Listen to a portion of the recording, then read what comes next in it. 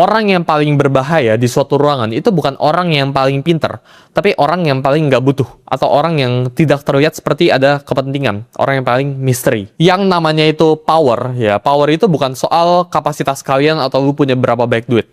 Yang namanya power itu soal ketergantungan, ya ketergantungan lu itu terhadap suatu pihak, dia butuh atau enggak gitu. Ketika misal lu buat sebuah deal, ya misal gue bisnis sama lu gitu ya kan, gue pengen jual sebuah minuman sama lu gitu, tapi lu itu nggak butuh minumannya gitu ya, lu bebas lu pengen ambil atau enggak gitu. Otomatis level gue itu jauh di bawah lu itu di atas gue, pasti itu tinggi langsung gitu. Jadi ketika lu bisa masuk ke suatu ruangan, lu bisa deal, misal lu interview lowongan pekerjaan, tapi lu itu nggak butuh gitu, lu itu nggak ada kepentingan, lu itu nggak apa-apa kalau nggak dapet pekerjaan ini, lu otomatis bakalan dapat higher groundnya.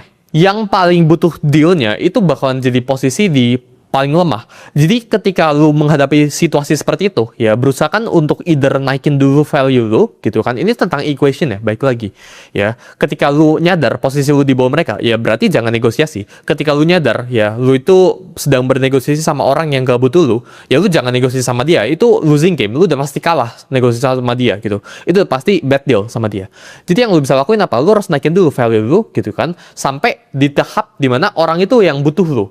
Dan orang itu yang reach out ke lu. Lu harus belajar buat bangun posisi di mana lu itu bisa bilang enggak, gua nggak mau gitu kan, tanpa konsekuensi besar ya. Ini orang-orang di luar sana ya merasa mereka itu bebas, merasa mereka itu punya power. Tapi mereka itu ada beberapa offer ya, orang-orang di luar sana yang kalau ayo ke tempat ini, mereka itu nggak bisa bilang enggak, mereka harus siap bos gitu. Nah itu bukan sebuah kebebasan, itu bukan sebuah power.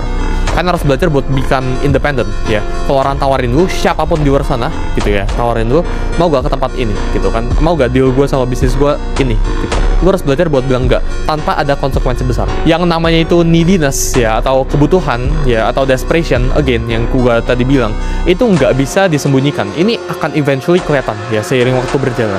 Jadi ketika lu punya neediness ya, jangan berusaha buat sembunyikan, tapi instead tutup aja neediness itu dengan punya naikin value diri lu.